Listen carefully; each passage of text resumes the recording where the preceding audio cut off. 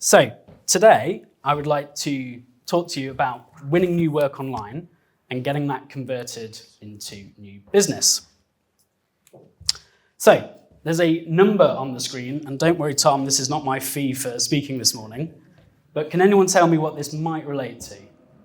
Anyone awake this morning? Okay, I'll put you out your misery. So this is the amount of money that one of my clients generated in 1 year after following the processes and steps I'm going to outline today. So, who am I and why am I in the room? Well, I've had a lovely introduction. My name is Ben Trott, and I'm the MD at Marketing Lawyers. And we advise law firms globally on generating more leads and getting them converted into paying business. Sounds simple, right? This is the boring credentials slide, and essentially I'm known for one thing, which is taking a regional law firm website, which is actually based in Nottingham. They were doing about £250,000 a year through their website, and through the steps and processes that I want to talk to you today about, they started generating £2.2 million a year consistently. Boring credentials slide. The only two interesting things on this are I've set up 20 law firms in the last 8 years from scratch, and I actually built and managed a team inside a law firm that were generating and handling about 4,500 leads a month. So I've listened to my fair share of legal inquiries, lawyers handling the good, the bad, and the ugly, and I'm going to share some of those stories with you today.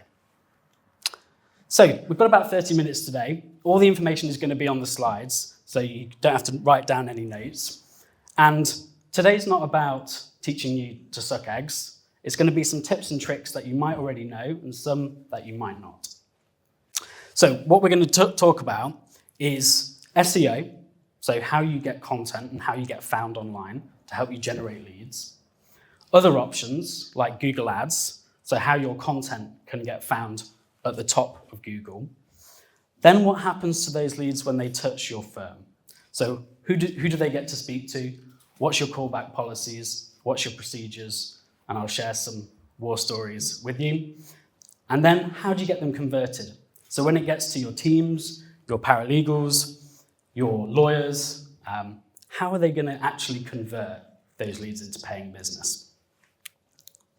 So there's some goals on the screen. Does anyone, by show of hands, resonate with any of the goals on the screen? Increasing new cases, more profitability? Yes, a lot of the room. Okay, so I would think that marketing can help with a lot of these goals because I'm in marketing, but generating more leads of the right kind of work and getting them converted will help with profitability, new clients, and some of the things I'm going to talk about this afternoon are more about having better conversations with clients and what your teams and yourselves can do to have better conversations to keep clients and keep them engaged. So, how does it work? Well, essentially, it all comes down to content. I treat law firm websites like a supermarket. If you want to sell more services, you've got to put those services online. So if you do, let's say, private client law, you want a page on wills, on probate, on LPAs, on both types, and business LPAs. We want to talk about the pros and cons, what's legally binding, what's not, what to include in a will, what not to include in a will. So, how Google works. Essentially, if somebody searches for something very unique, Google wants to reward you by matching content to search. So if I look for a divorce solicitor in Grantham, I'm not looking for one necessarily in case my partner's listening, Google's going to look for a firm which says they're divorce solicitors in Grantham. Now you'll hear a lot about GEO at the moment, which is generative engine optimization. Essentially that is the same as search engine optimization, but your content is found on things like ChatGPT, Gemini, those kind of LLM platforms. So instead of using Google, if you search on ChatGPT for divorce solicitors in Grantham, guess where it's probably picking up its information from? Google. So we've only got 30 minutes today, so I'm not going to go into in-depth on GEO. But essentially, this is about what your firms can do online. Now, we all know the best quality work is referrals and recommendations. But this is about what your firm can do online to generate more leads. So when we talk about content, I'm talking about articles, blogs, service pages, and uniqueness. So 750 words to 1,000 words is about what you want to write online, and you want to think about the volume of content. With using things like ChatGPT to produce content or Gemini, content is becoming a cheaper commodity. It's taking far less time to produce content. But if people are churning out lots of content, what's going to make your content stand out? And that's uniqueness. What about your brand? What about your key contacts? What about their experience? What about case studies? That's what's going to stand out alongside things like reviews. So, why it works? Well, we can interrogate Google to see what people are typing in online. And I'm going to show you some search terms and the search volume here today. Essentially, when there's search volume, if you rank in the top couple of positions online, you're going to get that traffic. And then it's over to the website and the content to try and convert them into a call or a web form. So, there's some search volume on the screen. I don't know if you can actually see with the granular detail there, but this is the back of Google.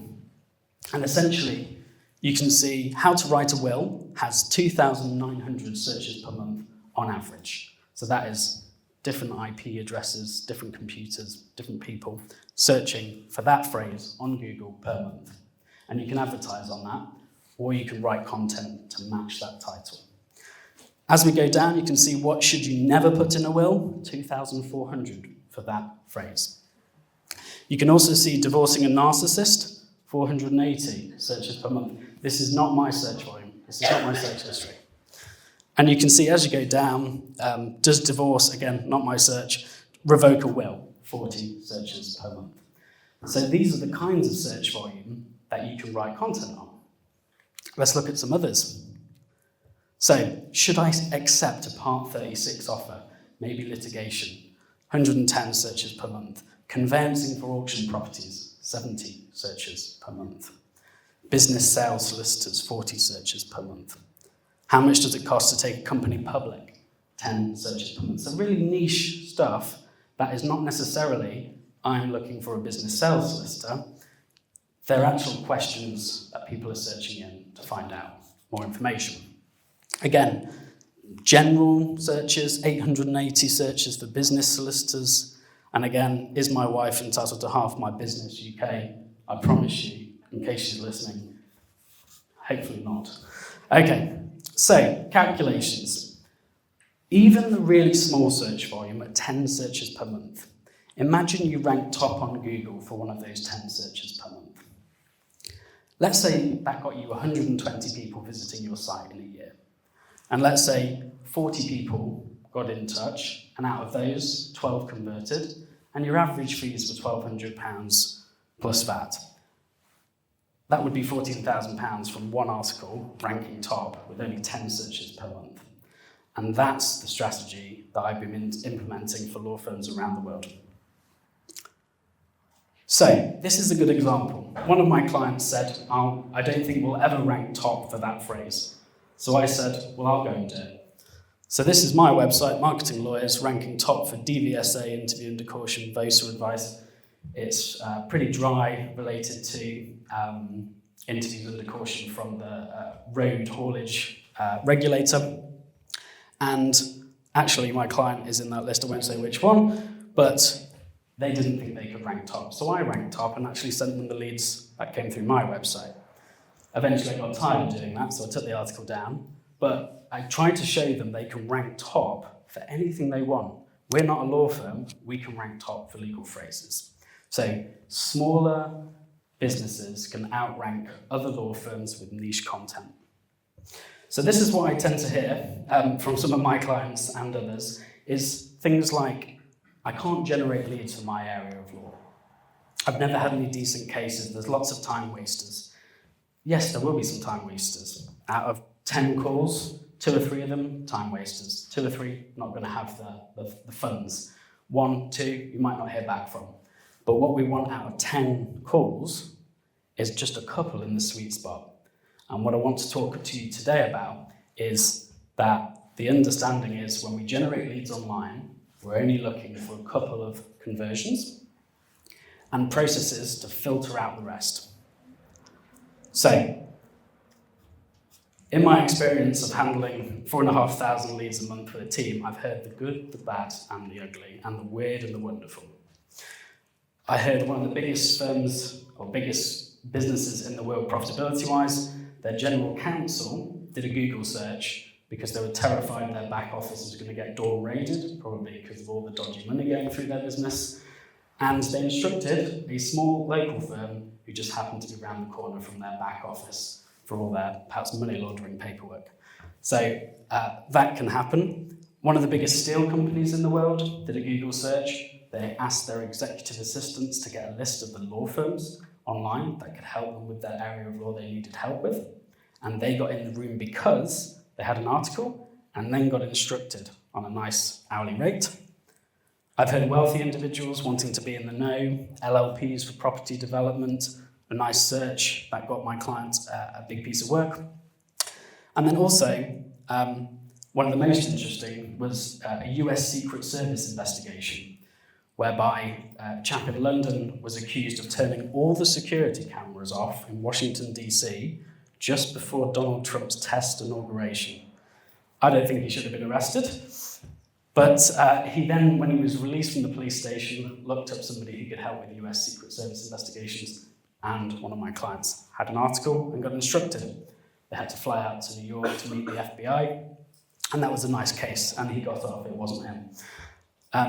So I've heard lots of different things, and you don't know what's going to come by putting niche content on your website. So we've only got about half an hour, so what I want to say is thinking about your services, thinking about the niche content, thinking about what your clients might be searching online. You can then find out the search volume from Google. That content needs to then go onto your website. And what I say is, I've only got half an hour, so we can't talk about website design in much detail, but as long as you have a clear page that works on mobile, that works on desktop, you can read the information, it has subtitles, and it perhaps has some calls to action. Why instruct you? Who's the key contact? A form, a telephone number. Some firms don't have telephone numbers on their website. Trust signals, any logos, any reviews, these are all things that can persuade people to get in touch once they've read your article. And a good website design. If you think it's good, great, but make sure you ask some people, some friends, family, other people, other businesses, to make sure your website is not turning people off, because getting the traffic is one thing, and getting them to get in touch is another.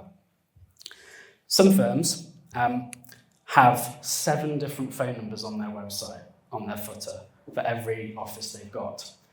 And that makes somebody who is not based locally wonder which office they need to call. So have a think about if you need one phone number for new inquiries and who's going to handle them. So we've spoken about generating content, putting it on your website, but also we need to talk about the other way, which is buying the top spot on Google. So if you want to come up for conveyancing solicitors Grantham or how to divorce a narcissist, you can do that by advertising. So you can pay Google to send that traffic to you. Who here, by a show of hands, has used Google Ads before or at all? Yes, oh, quite a few of you, great. So Google Ads. So that content can be put in front of people searching for those key terms.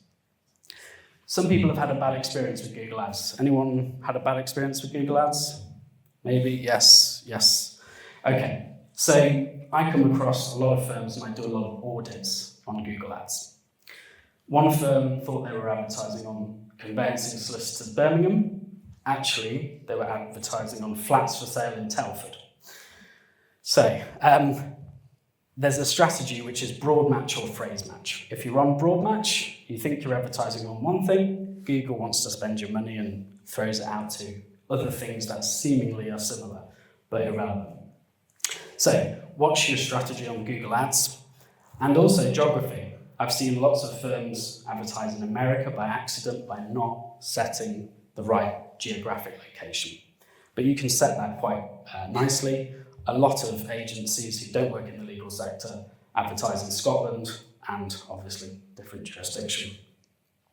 There are also negatives. So if you're advertising on conveyancing solicitors in the local area, or private client lawyers, or probate, you don't want to turn up for probate solicitor jobs, or probate lawyer jobs, or free probate advice, which I often see in accounts. So you can negative those words free, job, jobs, career, etc. So, once you've got that niche content strategy and you've filled your online supermarket with all your services, those leads will then come into your firm. So, having listened to thousands of leads from lots of different law firms, I'm going to share some war stories with you. So, most firm has leaks.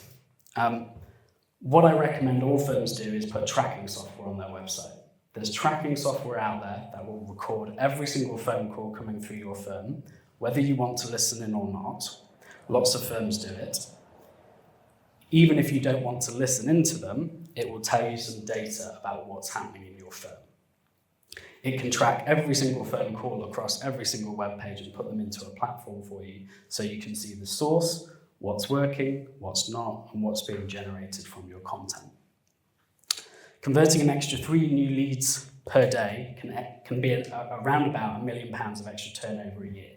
So getting the online strategy right from lead coming into the firm and how we handle it is really important. And that's the sweet spot that I work in. One firm, a construction litigation firm in the centre of London, phoned me and said, "We're not getting many leads from our website." So I said, "Okay, we'll do some tracking." He said, "We're struggling for new work. We have been for a while. We've got lots of content, but it doesn't seem to be working. Can you have a look?" We did some tracking and we listened in and we heard some really good, JCT contracts, some construction disputes, quite chunky work. And I could hear people answering. Turns out they instructed an overflow agency, a bit like Moneypenny, but not Moneypenny, so somebody handling calls. And they were emailing the new inquiries into a receptionist who'd left 2 years ago, and the emails had not been forwarded. So for 2 years, every new inquiry that wasn't asking for somebody like, "Can I speak to Ben?" was put through to that email address. Suffice to say, he phoned me in tears and went through that list, priority downwards.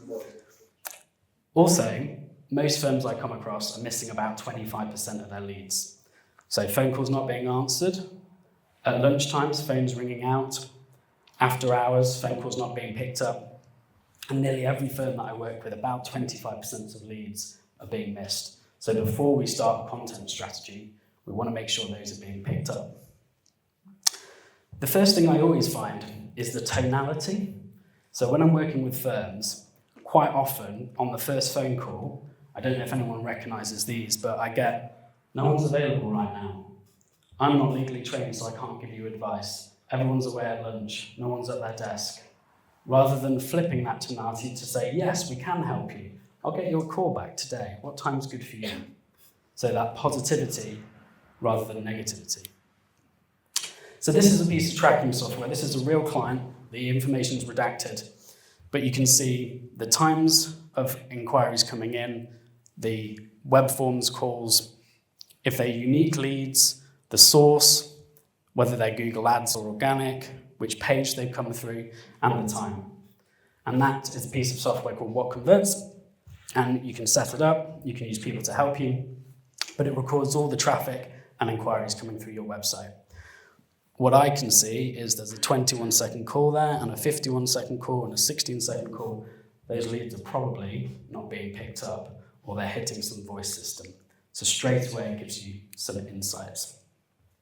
So, online sales process, that dirty word in legal sector, sales.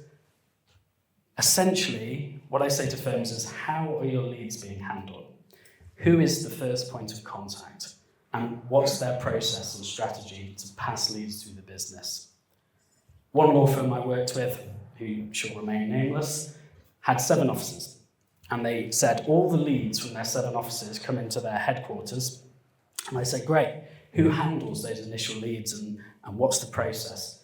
They said, "We've got a temp on reception." And the temp was handling all the leads for all 7 offices and had no training about where it was going. So once we listened in, it was chaos. And people were being referred, recommended, and actually there hadn't been any training or thought into what the process was. So think about the hours of the day. Who's that first point of contact? For departments, who do they go to? Is there a rota? What's the callback policy time? Some people have it same day. Is it within an hour? Is it 2 days, 24 hours, 48 hours? What's your callback policy time? Quite often at firms, they'll say, I don't know when you're going to get a call back. So that kind of sales process of, let's set one across the business, because that gives some certainty to the potential caller. You're 100 times more likely to get in touch with somebody if you call them back within 5 minutes than you are from waiting over an hour. And you're 21 times more likely to qualify a lead if you get back to them within 5 minutes than waiting over an hour. So your conversion rate and even contact rate drops off over the first half an hour massively. So those firms that I work with who say, yeah, we call them back within 24 hours, you can see how much harder it is to get back to somebody, to reach them. Maybe they only drop them an email. So if we're going to pick up leads and handle them, we want to get the work for that quality work that is out there. So speed's really important. So what I say to firms is work out what your callback policy time is and try and get it down over time. So we've only got probably 8 or 9 minutes left, so I'm going to run through a step 1 to 5 sales process that I implement at firms. And this really does turn the handle in terms of lead generation and getting more work in. And as I say, online leads, you only might convert 3 or 4 out of 10. But if you don't implement these strategies, you might convert less. And if you implement these strategies, you might convert more. So the initial call, so this is for the lawyers or the people who are handling sales. If you're answering a call, unfortunately, you're in sales, whether you like it or not.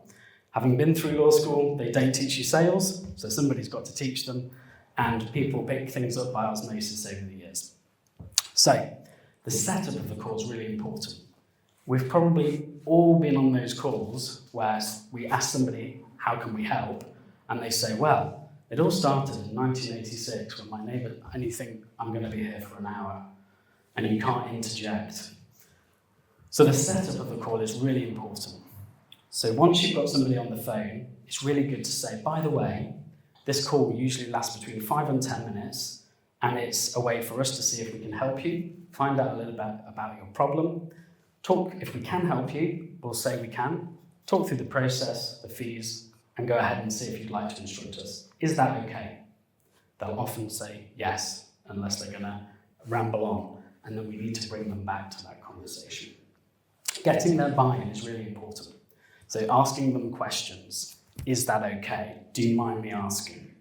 The reason for that is because we want to move them from saying yes all the way until when we say, would you like to instruct us? So they say yes again.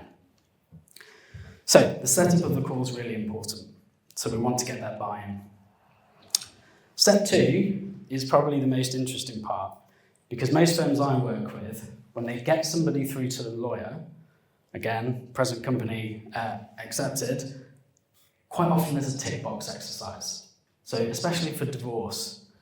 So when somebody phones for a divorce, often what I hear is, great, let me put you through to the family department. I don't know how great it is. Well, it might be great, getting divorced, I don't know. But quite often when they get to the family team, they'll say, do you mind me asking you some questions? Yes. Do you have a house? How much is it worth? Do you have children? Do you have a pension? Do you work? How much in savings do you have? And they're working out how complex it is, what the assets. You've not got the work yet. You don't have to go through all those questions. Yes, there might be some, but what I never hear is, what prompted the call today? How are you doing? How are you coping? Is there anything you're concerned about that you want to ask me about today? Finding their pain point and what's spurred the call on. Because then you can sell whatever you want to them in terms of, okay, to get to the answer of that, we're going to need to have a meeting. And so I can tell you about whether you should leave the marital home or not, and what's going to happen to money and children, but will need to book in for a fixed fee meeting. Is that okay? So once you know their pain point, you can sell your next step. But if you don't build that personal empathy, then you're on a tick box exercise. And if people have phoned 2 law firms, the only difference is how you made them feel. And so building that personalization and empathy is really important. Processing fees. Now, they don't need lorem ipsum, they don't need all the steps of the legal process, but what they might need is how involved it's going to be. Do they need to come into the office? Can you do it remotely? How long does it take? If you can't say how long, maybe give them a ballpark. Does it take 2 days to get divorced? Does it take a year? What are the ballparks? Because if you give them some certainty, that's better than other firms will give them. The same on fees. So some people will say, I can't give you a fixed fee because I don't know. But if you've done a lot of the work, you might know a ballpark. So you might be able to say, it's usually between X and Y. It never really goes over Z. And that's some certainty that they're looking for. So if you can give them ballparks with some caveats, that is going to help with conversions. Sealing the deal. Now, most law firms have an awkward sales conversation about asking for the work. And most firms that I listen into will say, if you want to go ahead and instruct us, have a think about it and give us a call back. You're the expert, so it ends up pushing the client away, because if the expert says I need to go away and think about it, I probably should. But if you say, based on what I've heard today, this is absolutely something we can help with, I deal with this a lot, would you like me to go ahead and open a file today? And stay silent. Often they'll fill that silent with yes, and so you'll convert a higher percentage. What I say to people is, don't talk after asking for the work. Be the last one to speak, because people are quite polite often, and they'll say yes. And I do it with my clients, yes, law firms, and often they'll instruct. So, sealing the deal. If your teams don't remember anything, asking for the work will just convert a higher percentage, because most people feel uncomfortable about that. Follow-up. Most firms I work with don't follow up, so I put in follow-up processes. Most lawyers that I work with think a follow-up is an email saying, did you have any further thoughts? And that email gets buried in people's busy inbox, and then they might be speaking to a few firms. If you're the firm that wants the work and cares about them, you'll follow up a little bit more. And a follow-up can be a text, if it's appropriate. It can be a phone call, a voicemail. But if you've got that niche content we've been talking about, you can also email them and say, by the way, based on our conversation, I thought this article might be useful for you. So there's a nice reach out to say, you've thought about clients, you have further content, and here's a good reason to reach out. Most prospects, again, even in distress purchase, convert somewhere between 5 and 7 touch points. And so these stats highlight that only 8% of salespeople actually follow up 5 times, and 80% of sales require 5 follow-ups or more. Law firms don't tend to follow up. So if you're that firm that does, that shows interest in the client, you can send your expert articles that you've written, and you're more likely to get the work. So if you don't get it on asking for the work, you're likely to get it up in the follow-up. But what's your follow-up procedure? What are you tracking? So, rounding up, we've talked about niche content and filling your online supermarket with products and services. So, content. We've spoken about even small content can be worth thousands of pounds if you get the top spot, and that's where you can outrank big law firms. We've spoken about working out who's handling your phone calls, what the process is, have they had any training, which departments do they send to, what are the callback times, do they have access to diaries, are we confident about how we take somebody from an initial inquiry to getting converted? What's our offer, and are we asking about their pain points? We've also spoken about making sure it's on your website so that you can read it, that it's optimized for those search titles, divorcing a narcissist, I'll say it again. And then thought out systems and follow-up. So when it gets to the lawyers, are they following a process? Do we make it a point that we explain fees and process and ballparks to clients? Do we have follow-up systems? I think 2.2 million is just scratching the surface, and I wonder what your firms can produce.